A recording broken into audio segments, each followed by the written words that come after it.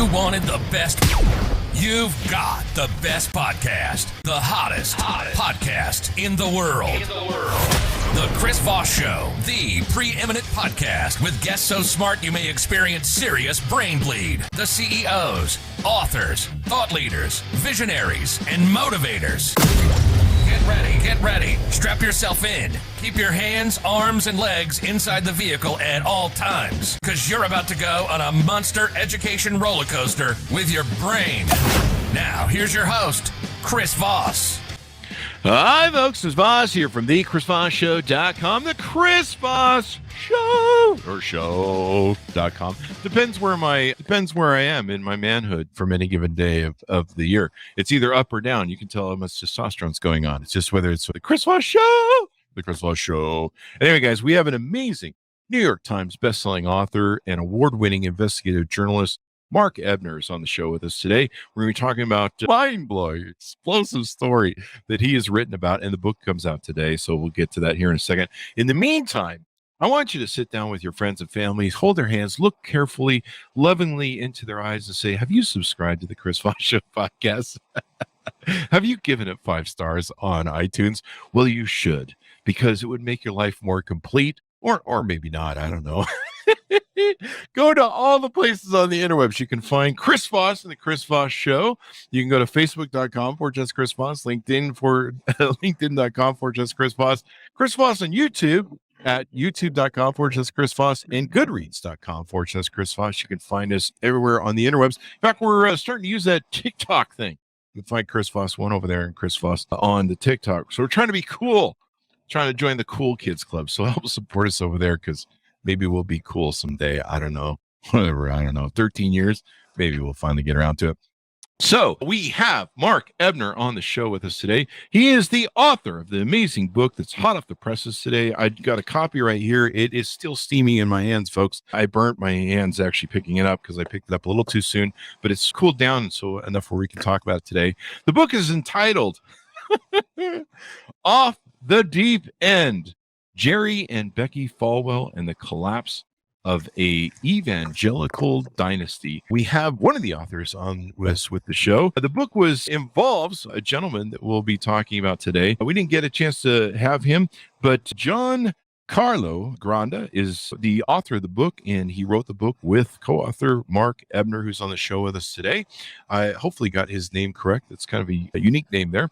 But Mark Ebner is the New York Times bestselling author, award-winning investigative journalist. He's covered all aspects of celebrity and crime culture for Spy, Rolling Stone, Maxim, Details, Los Angeles Premiere, Salon, Spin, Radar. There's just so many names. TheDailyBeast.com, of course, we love. Gawker.com, I remember those folks. BoingBoing.net, and the New York Times, among national, international, and internet publications. He's repeatedly positioned himself in harm's way. Does that include this show? Conducting dozens of investigations into subjects such as Scientology, pit bull fighting in South Central Los Angeles. Was that my neighborhood of the Ku Klux Klan in Texas? Celebrity stalkers, drug dealers, missing porn stars, sports groupies, mobsters, college suicides, and hepatitis C in Hollywood, which does that bring him here today, the hepatitis C part? Welcome to the show, Mark. How are you? I'm doing great, and I'm glad to be part of the hottest podcast in the universe. And, I do have to say, you just listed a bunch of credits of mine. Are you in some way trying to insinuate that I can't hold down a job? I don't know. I mean, that sounds like something that you and your job counselor from high school should work out, but it's an amazing bio. And the reason I wanted to read it is to let you know this is a safe space. Like, I'm not sure what you're doing here, because you've been in some crazy places and, of course, written about them. How many books do you have, by the way, if you don't mind me? Say nonfiction realm. This would, Off the Deep End, would be my 10th. Including 2 titles that I essentially contributed to as a ghost. Other than that, having my name on the book is my currency. It's my next job. And but on this one, we're looking at the principal author being, Giancarlo Granda. And I can say right off the bat that he proved to be a fine young man and a reliable narrator. Yeah. With receipts. Yeah. He brought them. There you go. I mean, I think Becki would say he was a fine young man at one point in his career. Yeah, at one point. Now she's accusing him of taking money from the Lincoln Project. And, it's before we came on, we were talking about Darvo. And I attacked. Help me out, Chris. We did it the first time. We did not attack. Yeah, The reverse order of the victim. Offender. Yes. There we go. Yeah. Let's just talk. Let's talk over each other for the rest of the hour. No, we won't do that. I hate that. Just buy the goddamn book. There it is. Buy the damn book already. But no, this will be a really insightful interview. Give me your .coms or wherever you want people to find you on the interwebs to get to know you better, Mark. Well, look, I'm on Twitter at Mark Ebner 59, Facebook, Instagram. I have a placeholder website, www.hollywoodinterrupted.com, and that I pretty much stole from Andrew Breitbart, the late great Andrew Breitbart, when we wrote the book, New York Times bestseller, Hollywood Interrupted. I swiped the domain and I've kept it as a placeholder site for some of my work. Other than that, amzn.to is your friend in any major bookstore, any independent bookstore, even the smallest bookstore. There you go. Wherever fine books are sold. Yeah. That's what we say on the show. Yeah. We also say, stay out of those alleyway bookstores. You might need a tetanus shot or you might get mugged. Yeah. So welcome to the show. Congratulations on the new book. What motivated you want to get involved and write this book? A guy named Billy Corbin. Billy, if you don't recognize the name, he's a documentary filmmaker out of Miami who has for years been hipping me to what projects he's working on. In this case, it is a Hulu documentary set to premiere on November 1st. Perfect sandwich for the book release being today. I participated in this documentary. It's called God Forbid. And I can't hype him enough because he was the man who introduced me to Giancarlo Granda. Perfect sandwich for a story about a sandwich. So there you go. Sorry, you set up the jokes. I have to take them down. I'm sorry.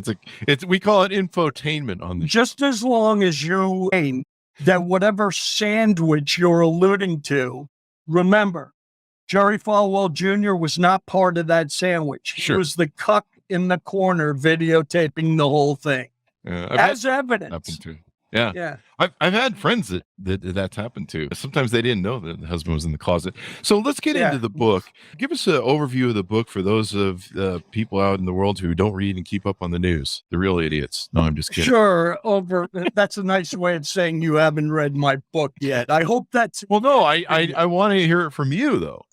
All right. Giancarlo Granda, proud son of Cuban and Mexican immigrants from a conservative family in Miami. He was just a good-looking kid. Today, he reminds me of a Kennedy. I only wish you had him on here today. Maybe one day in the future. But this kid was born in Miami, and which is in the state of Florida, which for me is how can I describe it? The state that just keeps on giving in terms of crime stories. He was a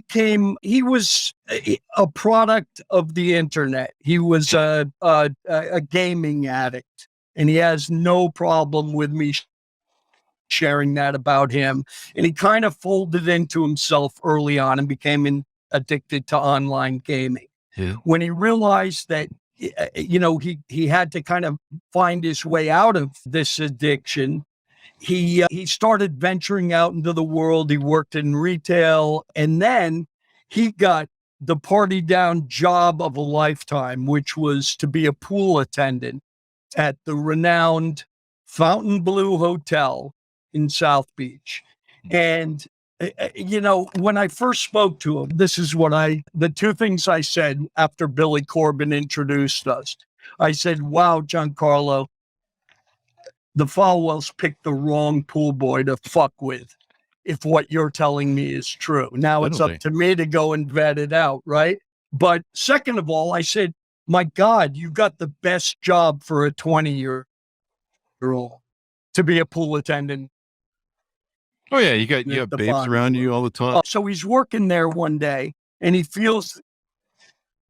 So you got babes around you all the time? Yeah. You broke up, so I was and yeah, Yeah, and thanks for the fella there. It wasn't only that. This is a 20-year-old kid who was making maybe $100 a week in retail, who ended up poolside at the Fontainebleau pocketing like $500 a day in tips. Oh, yeah. This is a place where Floyd Mayweather hung out. This is where some of the most beautiful models in the world hung out by the pool there. And this is where, as an entrepreneur, you'll appreciate, this is where a lot of deals went down. And this kid, being as motivated and ambitious as he was, kind of had his ear to the ground underneath the hot sunlight in Miami Beach. And that ear and his whole sensory effect, one day, he felt a woman's eyes bearing down on him. He looked over his shoulder, and there's this woman peering seductively over her sunglasses, right? Just bird dogging him, and he smiles and he moves on. Next thing you know, she's taking photographs of him. I guess found her prey, and now she was ready to stalk it. So she patted the side of her daybed, $150 a day at the Fontainebleau, and anyone on a daybed is going to get the pool attendant's attention. Sat him down, and he said, yeah, she had seen him kind of flirting with a woman more or closer to his age. And she was like, yeah, but the young girls, they don't know what they're doing. ... Would you like to come up to my room? Now, what's the response? Again, I say to you, 20-year-old good-looking kid in some cougar, who he doesn't even know of some sort of means, is inviting him up to their suite in the Tresor Tower at the Fontainebleau. The reaction is, fuck yeah. Yeah. This is my Mrs. Robinson moment, if you will. So he's like ready to go. And she says, but there's just one thing my husband likes to watch. Mm. And he's like, what? Weird. Okay. So he leaves the hotel. He finishes his shift. Becki Falwell rings him from a block number, and anticlimax. She says, listen, we want you to come to, we've got a room at the Days Inn down the street. Kind of a no-tell motel situation going on there, but the Days Inn on South Beach was formidable for such an adventure. And he's like, whoa, this is really happening. He calls up his sister, Lilia, a great woman. She's also in the documentary, and she's fantastic. She's like, go for it. Just don't get your head staved in by some serial killer. And so he's on his way to meet Becki Falwell. He meets her in the lobby. She's got booze with her to lubricate the scenario. They calm their nerves downstairs. He goes upstairs. And, long story short, he's railing Jerry Falwell's wife with Jerry in the corner, the cuck in the corner, as this Giancarlo liked to describe him. And by the way, I keep using the word cuck. This has nothing to do with kink shaming. I promise you. Sure. Both Giancarlo and I are well beyond that. But do you remember when the conservative, or I should say the hard right insult, to liberals would be, you're either a snowflake or a cuck? Well, guess what? Guess what, Jerry Falwell Jr., the guy who literally threw the evangelical vote to Donald Trump. Look who's cucking now, motherfucker. That's you. There you go. And you said that I'm not even speaking to you anymore. I'm talking directly to Jerry Falwell. In fact, I only wish I could share a split screen on some major news show to call him a cuck to his face. Wouldn't that be fun? I'd pay to see that. Giancarlo Granda. Yeah, Giancarlo Granda. I gotta admit, I may have some experience in my 63 years on this planet, but that kid is infinitely smarter than I am. Through all of this, through all the harassment and everything they did to try and essentially disappear this kid, not only is he still with us, but somehow he managed to come up from Miami-Dade Junior College, where he was taking courses in accounting, not cuck theory, right? At the time, he managed to in the last decade, 7 years of which he was entwined inextricably in this, sordid situation with the Falwells.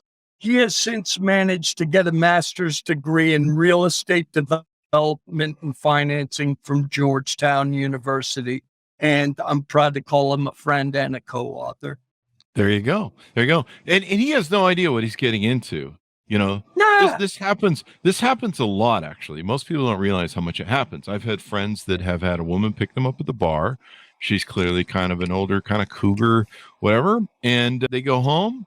Sometimes the husband's there. Sometimes the husband's hiding in the closet.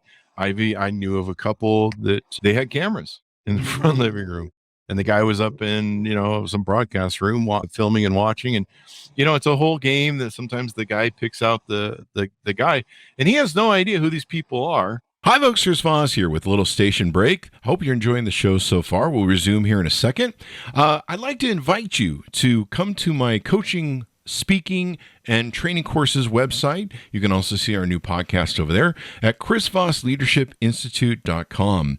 Over there, you can find all the different stuff that we do for speaking engagements if you'd like to hire me, training courses that we offer, and coaching for leadership, management, entrepreneurism, podcasting, corporate stuff. With over 35 years of experience in business and running companies as CEO, I think I can offer a wonderful breadth of information and knowledge to you, or anyone that you want to invite me to for your company. Thanks for tuning in. We certainly appreciate you listening to the show, and be sure to check out chrisvossleadershipinstitute.com. Now back to the show. And let's talk about who these people are, because, we want the audience to know who doesn't know who the Falwells are. These guys are, Falwell. Yeah. Jerry Falwell. Not the sort of people you think would be swinging. Jerry Falwell Sr. is the heir apparent to Jerry Falwell. We're both old enough to remember that huckster from the moral majority, and the original founder of Liberty University, which I got to say, it's a beautiful campus in Lynchburg, Virginia. I toured there. I sat and waited for Jerry and Becki to have a sit down with me, to which Jerry suggested that Giancarlo would be sitting in a federal prison and I could very well be abetting him. I only wish I had the sound file handy. I'll slip it to you on the backside of this. Sure, but it's unbelievable that this guy thought he could, cow me by threatening me right off the bat. I said, I'll do you one better. I'm coming to Lynchburg. I'm going to camp out down there, brother. And you and your wife are welcome to sit down with me anytime. Of course they demurred. Yeah. You know what I'm saying? These people are cowards. But Jerry Falwell inherited Liberty University. And in I believe it was like 15 years as president, to his credit, he increased a near bankrupt evangelical university's endowment from like near bankruptcy to billions of dollars. How did he do that? You know how a Ponzi works, Chris? Oh, I do. I've seen NFT. Well, in education, as we all know from Trump University, the way it works is set up an online component, make your money from there by the stooges who think they're going to get an education online, and then pour all the money back into the university and grift whatever you can off the top in terms of cash, perks, and whatever else. Yeah. So here he is. He's, this guy, this stumble bum drunk cuck, finds himself the head of the evangelical university, and he's got a wife who just can't seem to be satisfied. The first lady of Liberty University. Yeah. But what did he manage to do? What kind of damage occurred? Well, we can look to the election, all right? And the election I'm talking about is the one of that former guy, Donald Trump. What he did was he threw the whole university's 501c3 status into jeopardy by actually endorsing Donald Trump. In turn, that rallied the evangelical vote, the radicalized evangelical vote.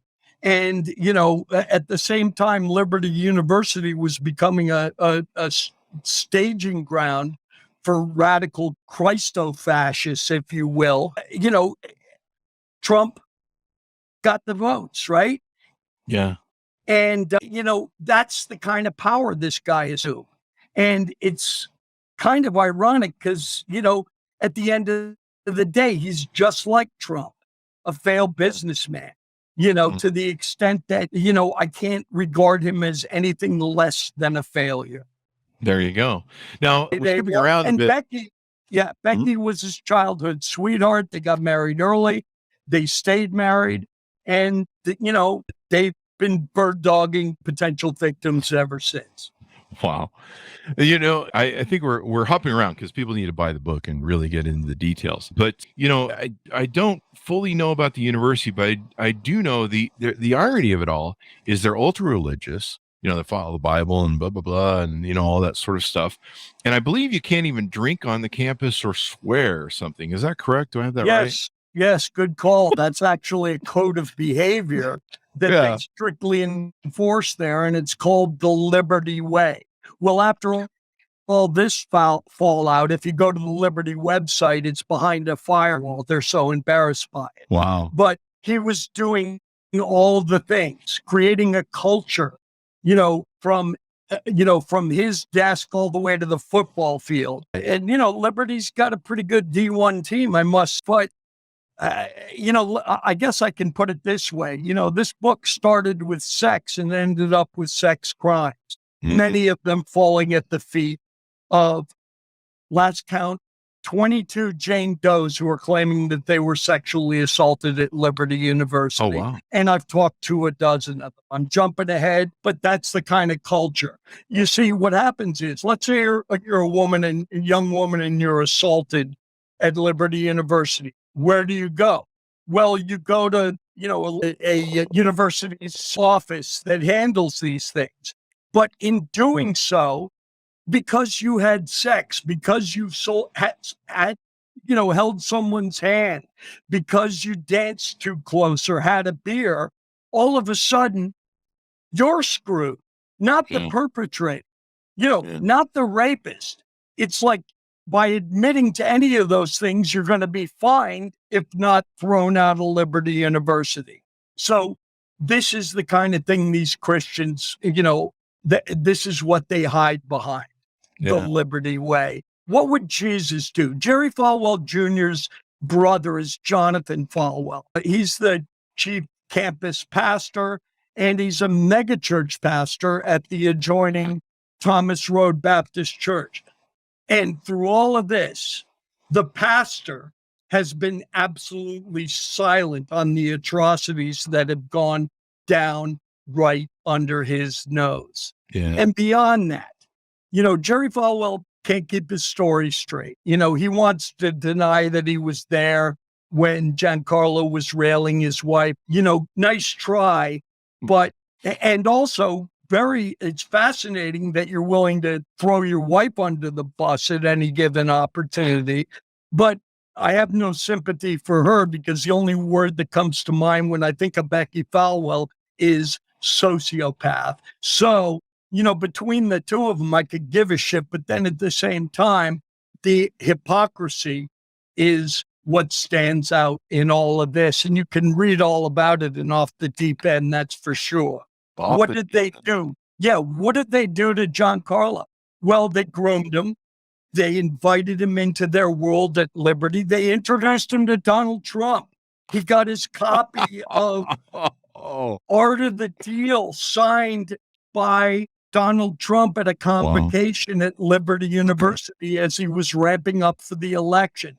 The one saving grace in all of this, when we called the book Off the Deep End, there's an allegory there to pool boy or whatever else. I mean, to call Giancarlo Granda a pool boy, it would be a misnomer because he wrote this book, because he manned up and, managed to swallow uncomfortable truths about himself and share them with the world at his own peril. But at the same time, this is a guy who's capable of empathy, compassion, and, things that the Falwells aren't. And one of those is when it came to light that Becki was having this affair, her response to the media, Becki Falwell's response was, well, my husband forgave me and Jesus says forgiveness is everything and blah, blah, blah. Wait a minute. Hold up, Becki.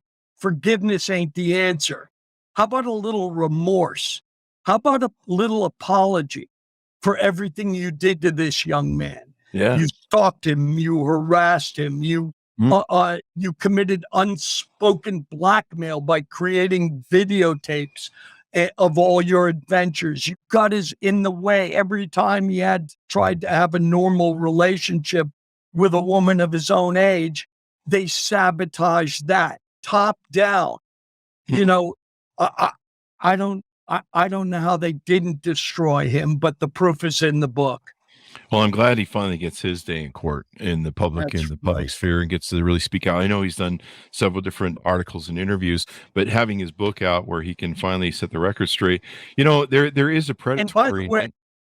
By the way, I'm sorry, Chris. By the way, also, I just want to give a book to Billy Corbin, Adam McKay, and Hulu for God forbid, because you'll see, I know it's the perfect storm of publicity, but beyond that, both the book and the documentary line up. So take Falwell when you try and darvo anyone involved in these projects. It won't work. Yep. There's a predatory thing to grooming. And I know how this works because I've been friends with sometimes the people that have either gotten sucked up into these things or run these gambits. And there is a predatory thing. They go out and they pick the person, the husband and wife, or the husband usually picks the person. And then there's a whole setup and this thing. And yeah, the victim is usually unsuspecting, has no idea, thinks it's maybe a normal tryst between them, whoever. But for God's sake, Chris, they literally invited him into his world, and it started to look good on paper. In a multi-million-dollar multi-use property in South Beach. They went into business with him. They had him on campus. They invited him into his family. But as far as the sex goes, they would not let him get out of that. And, that just goes to show what kind of people we're dealing with here. Yeah. This is like a Hollywood story, which is great that it's being documented by your book and the movie. Correct me if I'm wrong, but my understanding, we're trying to have Michael Cohen on the show too. My understanding is the quid pro quo for Jerry Falwell endorsing Trump. He's going to be the first real big person to endorse Trump, the first evangelical to endorse Trump. The quid pro quo was they wanted Michael Cohen to get the photos of this event with this young gentleman. Is that correct? Do I have that right? I mean, listen, I don't want to get into Michael Cohen too much, not because I'm scared of him. In fact, he was one of the first people I contacted him.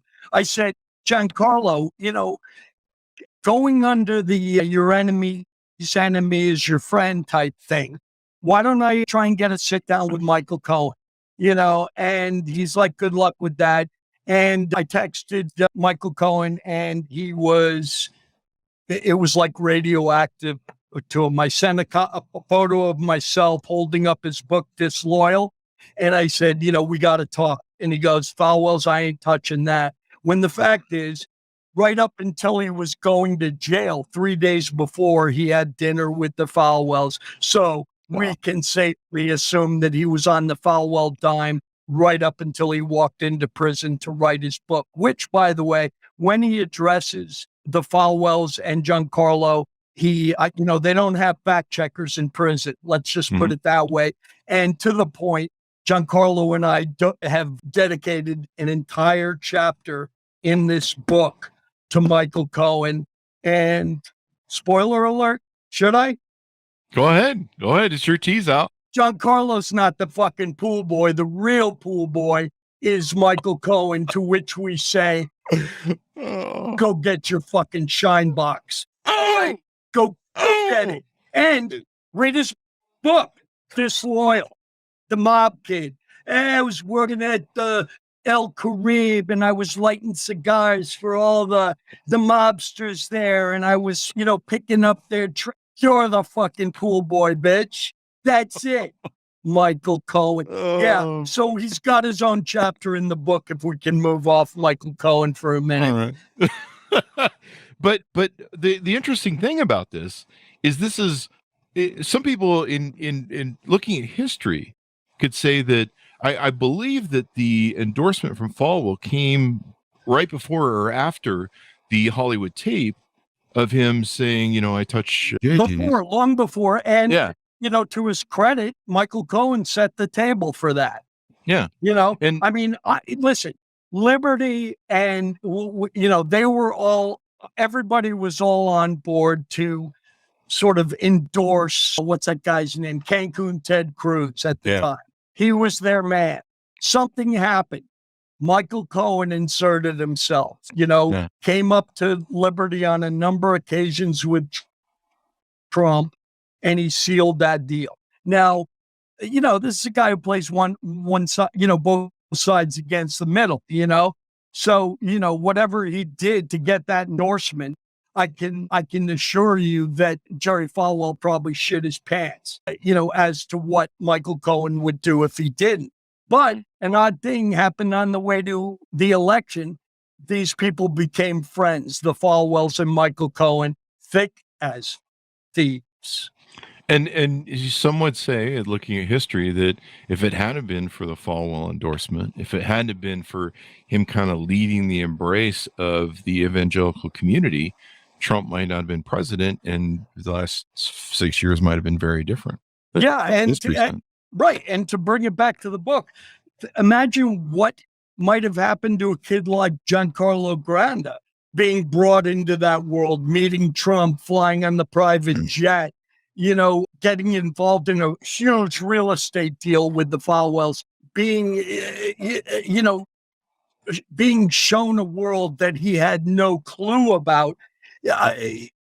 Imagine what could have happened to Giancarlo Granda. You can trace what could have happened all the way to the steps of the Capitol steps on January 6th, because I promise you this, Liberty University ain't strong on academics, but they are pretty well good at radicalizing, innocent Christian people. So, this is not about me versus the Christians, not at all. In fact, I have a real soft spot for the true believers.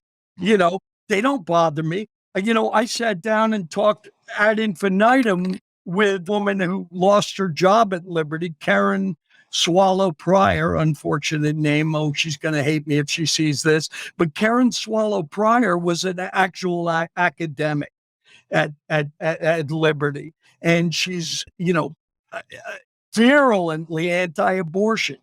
But I'm like, you know what? That's you. But we can have a conversation.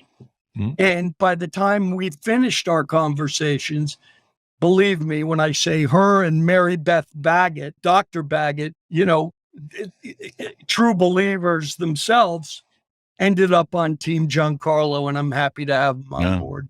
Yeah. I mean, it's a Hollywood story. I mean, you couldn't make this stuff up. What's those things, stranger than fiction or whatever, reality is stranger than fiction. And, then his story, Jerry Falwell, be removed from his peak. And I think he's still suing the university, or they were involved in a lawsuit. Yeah. I think if you want dollar signs, I think they paid him out like $10 million. I could be wrong. He's probably suing for up to $150 million or something like that. But the fact is, he instigated so many Title IX investigations at Liberty, Clery Act violations. Your listeners can look all that up and see that, in my estimation, having been there and researched, a big part of my job was, I get this fantastic quote unquote pool boy story. Now, what do I do with it? I got to vet it. Giancarlo, did you bring receipts? Oh, I sure did. Oh, no, I don't want to see that video of Becki fingers. Oh, I can't do it. Not one more time. But I had to, because it was a piece of evidence disproving anything that they said, to try and, render Giancarlo, to try and say he was a liar. because he's not, because he's got me checking his facts and doing the diligence, and we did as much. So I think you mentioned that Jerry was doing the filming in the corner. Yeah. And so there's film of this. Is this film gotten out? Is it ever gotten out? Is it going to be the documentary? Is it going to end up on Pornhub? All right. I gave you a spoiler from the book. I'll give you one from, God forbid, the documentary. Uh-oh. With the nasty bits blurred out, obviously, you will see the videotape that in question. And that happened 4 months after, in some desperate attempt to, save face in all this.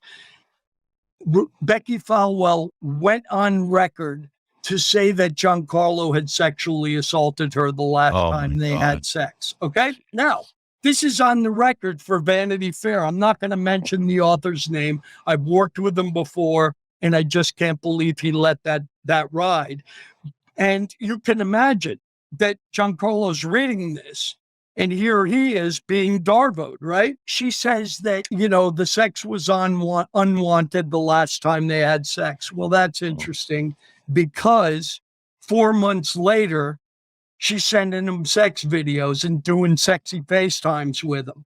Not only that, but if this was ever all right, first of all, if it was me that was accused of raping her, I'd sue her ass for defamation for every hundreds of millions of dollars he thinks he's going to suck out of Liberty. Giancarlo, I don't know. Is he taking the high road? No, the New Yorker did that for him, because another journalist there, in a completely different interview, after they had made up that lie for Vanity Fair, she said, so what about that accusation? On the record, by my word, Jerry Falwell said, yeah, we just made that up to try and get the book killed. Okay, Wow. so this is the book that the Falwells do not want you to read. We're reading right there. It's better than any Hollywood writer could come up with. It's just crazy, the turns and twists and everything else. So, God damn it, get me some back end on this. I mean, what kind of... Well, I mean, the little guys shouldn't work that out either. Hey, man, we won't get into the minutia of my book deal, but you see there's me probably smiling? multiple. Yeah, there you go. There you go. Arthur Collins, William Morrow. Right. You're buying drinks then. That's right. Where are you based? In Utah right now. Visiting up in Utah, but normally Las Vegas. Where are we going to go? If you're buying, I got to go find where the most expensive drinks are in town. I'll see you at Sundance. I used to be a festival, right? There you go. Sundance. Yeah. Yeah. Looking at Harvey Weinstein back in his heyday, saying, this guy's a pig, but that's all we got right now. Yeah. And he's in really right now. Movies, I know. We're learning some more. So, Mark, it's been wonderful to have you on. Everyone should check out the book, order it up. I do a joke on all my married buddies when we travel and we're out of town doing events and stuff. And I go, how's your wife? Is the pool boy over the house now that you're gone?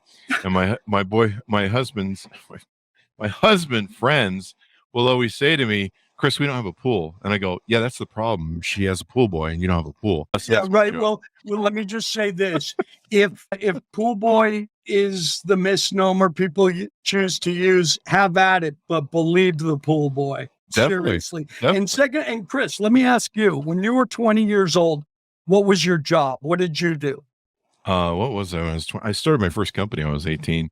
Son of a gun. I loved cougars, and I'm still a guy who likes, hey, if you offer me free stuff and you're hot, we're in. Yeah, but the point is most people are working at Chick-fil-A, Cracker Barrel, McDonald's. How about if I called you Mr. Chick-fil-A when you were 32 years old and just got your master's degree? I can tell, Chris, you wouldn't care.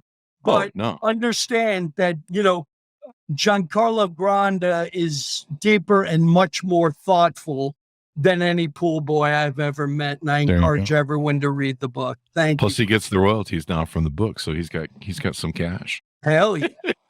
There you go. Well, order up the book, guys. Mark, tell us where to find you on the interwebs so we get to know you better. Go ahead and find me at www.hollywoodinterrupted.com, a site that is so named in honor of my late co-author of the New York Times bestseller Hollywood Interrupted. It's kind of a placeholder site. I throw up some of my work there. Otherwise, I'm on Twitter, Mark Ebner 59. Those fuckers still haven't given me the blue check, and I don't understand that. And Instagram and Facebook, and you can email me direct at markebner59@gmail.com. Chris, thanks a lot. Thank you for coming on the show. Really appreciate it, Mark. Sure do. And you can probably talk to, Elon Musk in a couple of weeks when he owns that thing that he bought for 10 times the price. I will bet money, Chris, I will bet money we'll be doing this again. Let's do it again. We love that. We have a million authors that they come back. We've got someone that have been on 5 times now. I have to give them one of those Saturday Night Live robes. So please come back. Yeah, go with the one in a million. There you go. We'll get you a pool boy robe. No, I'm just kidding. Oh. with a Speedo. You have to come on with the Speedo. Mark, it's been wonderful and entertaining to have you on the show. Thank you very much. It's been a pleasure. Take care. There you go. Thanks so much for tuning in. Order up the book wherever fine books are sold. Remember, stay out of those alleyway bookstores. Off the Deep End. You definitely want to read this book. Off the Deep End, Jerry and Becki Falwell and the Collapse of an Evangelical Dynasty. It's available today, October 25th, 2022. So order it up wherever fine books are sold. Thanks for tuning in. Go to goodreads.com/Chris Voss, youtube.com/Chris Voss, linkedin.com/Chris Voss. See all of our media groups, the 130,000 group over there. And this will be on the LinkedIn newsletter as well. Thanks for tuning in. Be good to each other. Stay safe. And we'll see you guys next time. There we go. That was a lot of fun, Mark.